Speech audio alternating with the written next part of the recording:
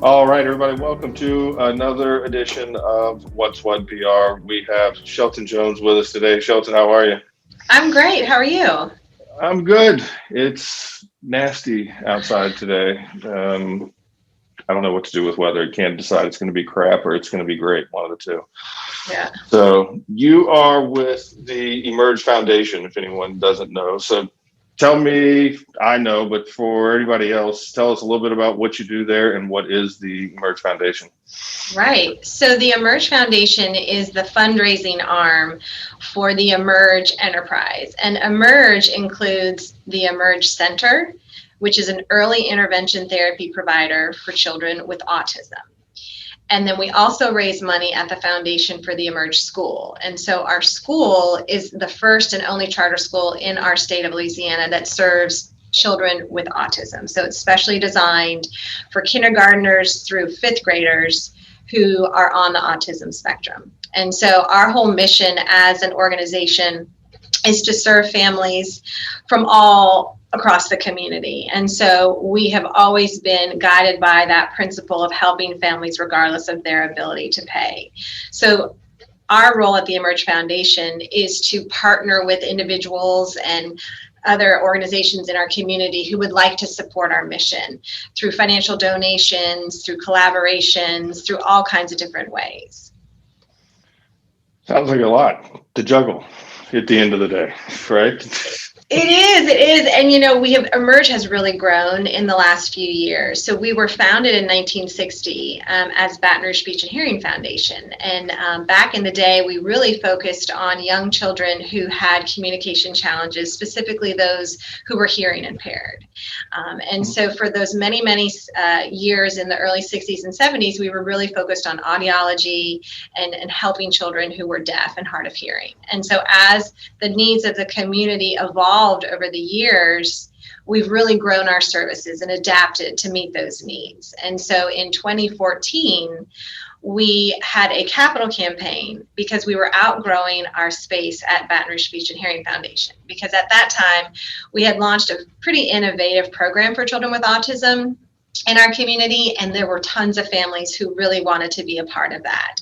And so we saw that we were just unable to kind of help a lot of those families who were coming to Speech and Hearing Foundation. And so at that time, we were very fortunate. Many people in the community stepped up and helped us build the facility we are in now, which is off of Innovation Park Drive. And we are now in a larger facility, a big campus where we can really open our doors much more widely to the community. And in 2014, we rebranded and changed our name to the Emerge Center. But again, we still are relying on the community to support us. We still have that same mission of helping young children and individuals with communication challenges. And as part of when we moved to this new campus, we noticed that some of the young children that we focus on, usually 2 to 5 year olds, they were really having wonderful success with us. Through a lot of the therapies that we provide. And when they were kind of, quote, graduating from our program, a lot of our families found that there were limited education options in our community that really supported children with autism. And so that was the idea to start a school. So the charter school was launched in 2018. And so what that enables us to do is to serve families in East Baton Rouge Parish. There's no tuition component to the school. And what we offer to those families at the Emerge School is that as part of the school day, the students are receiving multiple therapies, and they're also in classrooms with special educators. So they're getting the support and the therapy that they need to do well academically. And our goal with our school is to give these students the support and therapy they need so they could potentially transition to a lesser restrictive educational environment. And so right now we have 48 students at our school, K through second grade. And I'm so excited because in this last year, we're going to have 10 of those students transition to other schools, whether those are their neighborhood schools, their Catholic school of choice, or a private school. And basically, we're enabling those kids to find success and to find a path towards independence. So it's really been quite a journey for Emerge over the last several years. And I think what's been driving that journey is just seeing the need of our community and our families evolve, and really stepping up and saying, okay, well, what else can we do for our families? And so for me, it's really inspiring to be part of an organization that's very entrepreneurial. We're very focused on the people that we serve, and we've had the benefit of having community support behind this work. I don't know, how long have you been with Emerge? I have been here nearly 4 years. 4 years. So we've talked a number of times, and I guess I never thought about it, but just short segue, Brigitte. I, in another life, used to work with Baton Rouge Speech and Hearing at the old location. Oh, really? And managed and worked with Melissa. Uh-huh. And I literally was sitting in her office when they were rolling the plans out. Like, this is what we're going to do, and this is how we're planning, and this is how we want to design. Yeah, went all the way back. I was in another life in an IT world. I was, managed phones and IT, a bunch of stuff there, but literally like watched the idea, like, hey, we've got to do this, and knew the pains. It was like, oh, we've got to go over there. I can't even park in the parking lot. You'd have to park down the way. There was no way. Yeah. Oh, wow. That is such a small world. It was, God, it was years that we, worked, together. It seemed like I was over there all the time. And so it's just to be able to see and to hear all of that, this is the plan, and, this is what's happened. And I kind of bring that up, A, just as a story, but B, that didn't happen over just, hey, one person came in and wrote a check, or, we went to it was the community that really rallied around and supported. And that's one of the big things we wanted to make sure we talked about, to hopefully help get this word out about, the puzzle project that's going on, because I'm waiting. We've done almost 100 shows this year so far on this podcast, and everybody's got their story. I'm like, I don't know what we're going to do when we're all back to normal, and we don't have to say, well, we pivoted to do this, but previously, what did you guys do? You had a fundraiser every year, which was what? So we, in the before times, our fundraising events, we had one a quarter. So we had 4 events a year. And, those range from golf tournaments to fishing tournaments. We have our big gala, which is our signature event that we host. And then we have a luncheon in November that actually has been part of our organization for 50 years. It's something called the Baton Rouge Area Volunteer Activists. And that's when we honor individuals in Baton Rouge who've given of their time and their talents to various nonprofits in the community. And so, yes, so the year of 2020 was a year of pivoting in many, many ways. Like a lot of nonprofits, we pivoted and we did a virtual gala, which turned out to be great. And to be honest, I think a lot of what we learned from going virtual is that your audience is so much broader. It doesn't just have to be the people who are in the room at your event. Through the benefit of social media and email and all the buzz surrounding it, we found that we were reaching people, especially some of our families who we call them alums, who've been through our program over 60 years. I mean, we were reaching people from across the country, and they were being part of this. We had a 60th anniversary celebration in 2020. So I think there are things that we're going to learn that we did through the virtual mode that we definitely want to hone on and enhance and just move forward. There's lots of things that we learn that we can do better, do differently, and I think what we learned as fundraisers is our mission doesn't change. Our work didn't change. The need for our services certainly did not change. It actually became even more important for many families who, for 6 weeks, we were closed last spring. And so if you think about a child with autism thrives on routine, thrives on knowing what to expect, and thrives on seeing the same people every day. And so for us to be closed for 6 weeks and those families not to have the benefit of coming here and having that support, it was a challenge. And so as the fundraising team, we doubled down. I mean, we knew to reopen and to recover, we had to reach out to the community. And I was thrilled that, not only did many of our longtime supporters continue to invest in our mission, but as I said, through this virtual fundraising we did, we got a ton of new people who wanted to donate to us. So moving forward now, it's certainly in 2021, the reason why we're doing this Project Puzzle in April is because I feel like we're at the cusp. The whole community is opening up after COVID, and we really had to find a fundraising activity that was still online and still digitally driven. And that was the concept behind this raffle campaign called Project Puzzle. Awesome. Well, tell me how does Project Puzzle work? There's good news with it. I know more of it, but like what is, so we started Project Puzzle on the 1st, right? Correct. Of April. Right. So April is like our Christmas and New Year's at Emerge, because it's Autism Awareness and Autism Acceptance Month. And so we always are trying to make sure that the community knows about our work during the month of April. And so what Project Puzzle is, it's a raffle campaign. So community supporters can purchase a $20 raffle ticket through our website, which is emergela.org, and they have an opportunity to win 6 prizes. And so they're wonderful prizes, not the least of which our grand prize is $2,500 cash. And so you could purchase your tickets online. And as I mentioned, we do have families who are participating, and they're selling tickets, to family and friends. And then we have over 40 retail partners in our community who are promoting this Project Puzzle. So what that means is, different stores, Victoria Toy Station, Bistro Byron's, they're helping put posters out, and they're having ticket sales events. So really, as much as this is a digital focused campaign, we have found that there are a lot of businesses and companies who want to participate, so that those customers that they see every day can know about Project Puzzle as well. And so we're selling these raffle tickets all month long. And we will pick the winners on May 3rd. And the proceeds from all of this are going to support families here at Emerge. We have one program here. It's a 5-day-a-week program for young children with autism, like 3 and 4-year-olds. It's called Bloom. And, Emerge is our whole brand, and that we're helping children evolve and transform. And so Bloom is just another concept that we have, that we're helping these children sort of find their path to independence.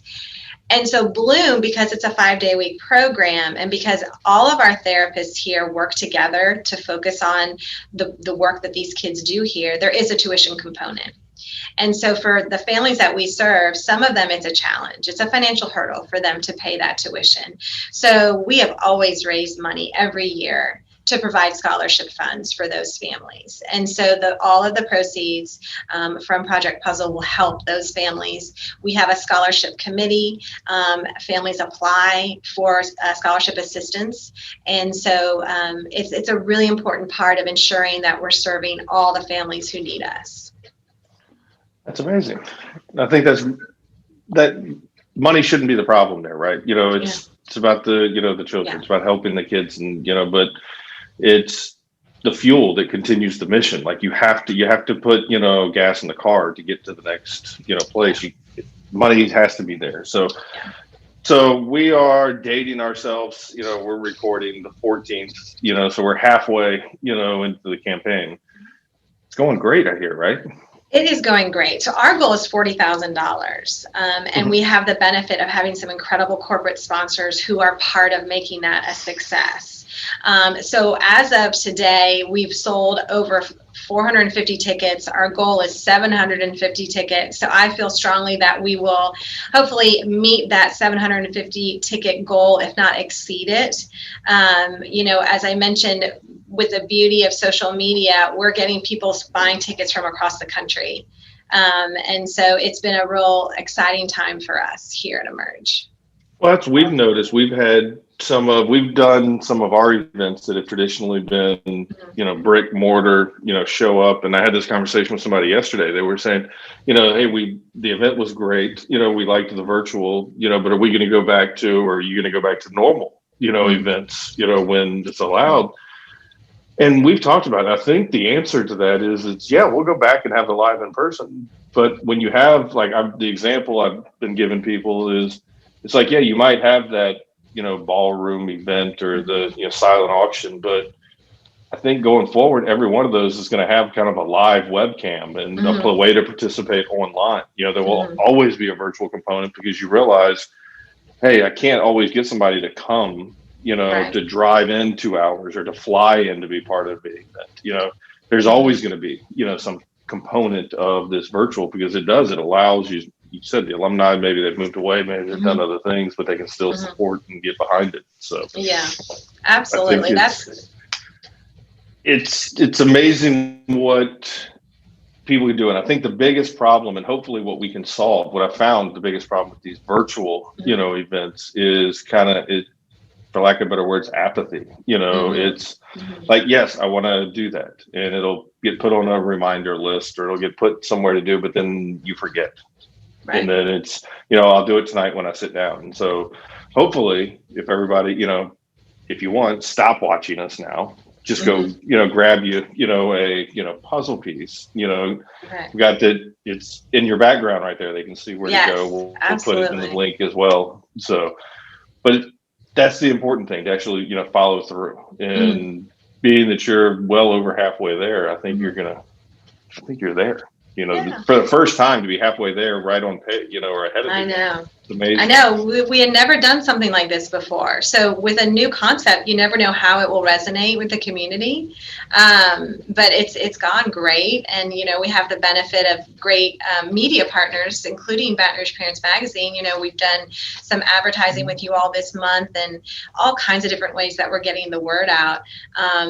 And as I said before, what's really cool is that families who have received scholarships from Emerge are on the front lines. They're the ones out selling raffle tickets. They're kind of paying it Mm. back, paying it for other families to participate. So it's been a real rewarding way to see Emerge, the whole Emerge community, the staff is selling raffle tickets, families are selling raffle tickets, and all of our community partners and sponsors are really pitching in. So, we're already thinking like, okay, well, maybe we'll do this again. And, this is something that, you always learn, what works and what doesn't.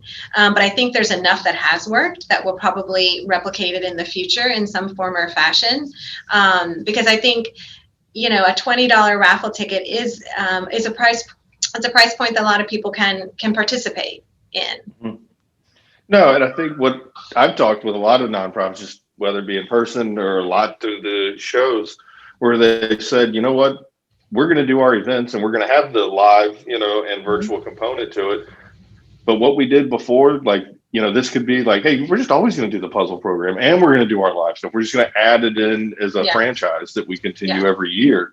yeah. That it's like, even if it does half as well, next year, it's like, hey, it still helps, and Hmm. it makes it easy for people. And I think that's the one thing that, I've talked a lot of people, what people don't realize is that $20 puzzle piece, Hmm. it's $20. And you look at, for anybody who hasn't been, the facilities, it's a huge, beautiful facility, Hmm. huge campus. It's great. Hmm. And you think like, well, what is $20 really going to do? Hmm. It makes a difference. They add up, It, at the end of the day. it does, and you've hit it pretty on the head. Our whole theme is complete our puzzle, right? Because the puzzle piece is the internationally known symbol for autism and autism awareness. And so our whole message to the community is help us complete our puzzle. Each $20 raffle ticket makes a difference. And actually, it can be part of creating a really important opportunity for a lot of families here, enabling their children to go to this Bloom program. And to be honest, after COVID, a lot of families, they struggled. There was a lot of families and parents who, faced financial hardship because of the pandemic. So this scholarship is more important than ever because the recovery, might take a while for some of these families. So, our whole theme of like, we're all in this together, we're all here as a community to support these families. I think it's resonating. I've been describing it as, we had BC, AD, and then it's like BCV, Yeah, before COVID virus I is, know. that's the way it was. And even then, like I said, it could have been a struggle for somebody. And then now, Yeah. I just wouldn't want anyone to ever be in a position where they'd have to be looking down at finances and talking and going, we got to cut the program. We can't do it. It's just not going to work. It's like, and there's always, people will cut, and I'm sure that's the last thing that they get down to. But it's like, we've got to keep the family. We have to keep, the house. We have to keep, we can't. Something's got to give. And people that are watching or listening right now, your $20 can make a difference. Absolutely. At the end of the day, it will make a world of a difference. It means nothing. It's like I tell people all the time, I love going to Waffle House, and I believe in tipping, well. And so I have a rule that at minimum, I just double the bill, whatever it is. Right. It's just because it's like, it's not a huge amount of money, in my world, but maybe in somebody else's world, that is a huge, difference. And so you may, 20, 40, 60 may not be a big deal to you, but you get 100 people that do 20, 40, 60, and then that turns around and makes a big difference. And so I've always told everybody, even if you don't have that much, do the 20, but then tell 2 other people, go look to your right, look to your left, and then your 20 really turns into 60. Right. So, and if they do the same thing, it grows. So that's the old, we used to, when door-to-door sales, it was you went to the door and you went to the right and then you went to the left. It's the way you did it. So it's, you make your donation and then find somebody on the right and somebody on the left to do the same thing. Yeah. Force them to do the same thing. Yeah. And we're also finding people are buying a raffle ticket and then they're buying 2 or 3 other raffle tickets and putting them in other people's names.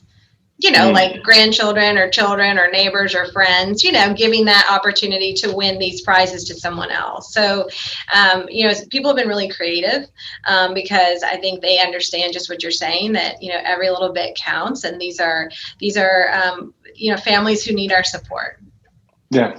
And I think I've brought it up, this money that needs to be raised needs to go there, because the monies that foundations have and these nonprofits, there's operating cost, that they have to, the foundation has to sustain, and what a lot of people don't realize, that there's, audits that have to be, done and had and paid for, and those things are not cheap. And so it's like, you're having to look, at budgets and, where do we put this and how does all this work? So it makes, you don't want to move money from one area and take it from here, so it's like, hey, let's just get the community to step in and help out and do what they can do. Because it makes a big, big difference. It does. And it's funny, it's important that you raise that, because there's an infrastructure here at Emerge. I mean, we have 150 staff members. So, we're investing in them because they're doing this work. And so we have this building that we have to take care of. I mean, all of that it's not just the work that we're doing, it's the fact that we can strengthen the people who work here, make sure that we're all here safely after COVID. We had to really adapt to COVID. We had to change a lot of the things that we did here. PPE, hand sanitizer, all of that was additional cost that was not budgeted for us. Nobody could have foreseen that you would have needed face masks and face shields for your staff in 2019. So, while those things aren't the most exciting of ways that you need to help a nonprofit, but without sort of those building blocks of your staff, your facility, you can't do the work. And I think we were very fortunate that we reopened and we were able to, restart our services here on site. And I think that moving forward, we all know now that you have to plan for the rainy day, even as a nonprofit. There are times where, you just can't foresee everything that's going to happen. And so we're very fortunate at Emerge that we were financially we were strong. Now we're still recovering, but it's a lesson that all companies, need to remind themselves of, that, you have to be prepared and you have to be somewhat financially conservative to ensure that you can continue doing the work. No, I've talked to people, everyone, we had mentioned it, kind of handed around it in, a tech background. Everyone has, they back up their servers, they back up their information, they have a disaster recovery plan, they have, all these different plans. done almost 100 people on this show, and no one's ever had a COVID plan. No one had a pandemic plan. Nobody had, anything, like that. And so it makes a world of a difference to see how everyone pivoted and made the changes, and how I think it's good, in a way. Like I'm an entrepreneur, so it's always, the eternal optimist no matter what, but it's to be able to see how people were able to change. And I like the way, my attorney told me one day, he's like, hey, the rules have changed, completely. It used to be, the example I use, it's like if you were in the PPE business, if you were selling masks to hospitals, you'd have to go to the hospital, BCV before COVID, it's like go to the purchasing, procurement, go through all these steps and bids, Now you can just drive up to the ER bay and be like, I got a truckload. Y'all want them? It changes the rules, and it took people adapting. So I think that's what we all get out of it, that we could move programs virtually to where typically you might have seen someone who says, like if it would have been, hey, we need to do this puzzle. We have this puzzle idea. We need to do this to raise money. It's like, okay, well, let's work. That might have been a half a year project where it's like, nope, we rolled in, we sat in the conference room, we figured it out in an afternoon, and then we just kind of faked it until we got it all together, and then boom, it's here. And now it's a success, and people move faster these days. So yeah, I think that's what our team has learned for sure, is that creativity is something that's really important, and don't be afraid to come up with these new ideas, and don't be afraid to test them. I would much prefer to try something and try it really with all of our heart and maybe not do so great versus being too nervous to start something new. Right. I mean, if you think about Baton Rouge Speech and Hearing Foundation, we started a number of programs. We weren't sure how they were all going to work out and how it was all going to play out, but we did it, and we knew we had to do it. And so from a fundraising perspective, what I've learned is, it's better to be creative than just to be stymied, panicked, It's funny you mentioned, the being afraid to fail. I was talking yesterday with Brian Kaiser. He owns Valor Gymnastics here in town. And he was talking about how a lot of these, on their competitive side of the gymnast world, that they, will beat themselves up. But one of the things he was saying is like, you fail your way to success. Yeah. Here, you never learned, you didn't know how to do the backflip. You didn't know, you had to keep failing your way to become successful, at this. And I thought that was interesting the way he said it, that you have to fail. There's no other way, to do it. So it's, well, this has been great. I think this is awesome. You guys got, you're well on your way. Hopefully we can get a bump of, some people to see this and hopefully spread the word. Hopefully, I think if anybody doesn't know, I think they've got a pretty good idea now of what you guys are doing and how they can help. And it's 3 minutes with a wallet and a laptop, and you've made a difference. So exactly. Well, I appreciate being on here and having an opportunity to talk about Emerge and our project puzzle, and I hope to come back and we can talk about our next new fundraising adventure. I'd love to have you come back and tell us how it went, and then maybe we can bring one of the families on or something and have them talk, and get, hey, this is, I like to see that real world, like that impact where it's somebody, maybe we grab, hey, this helped us. This is, let's, meet, where's the rubber meet the road? So. No, absolutely. I would love that. Well, thanks again for having me and inviting me on. Awesome. Thanks. You have a good day. All right. I'll talk to you later. All right. Bye-bye.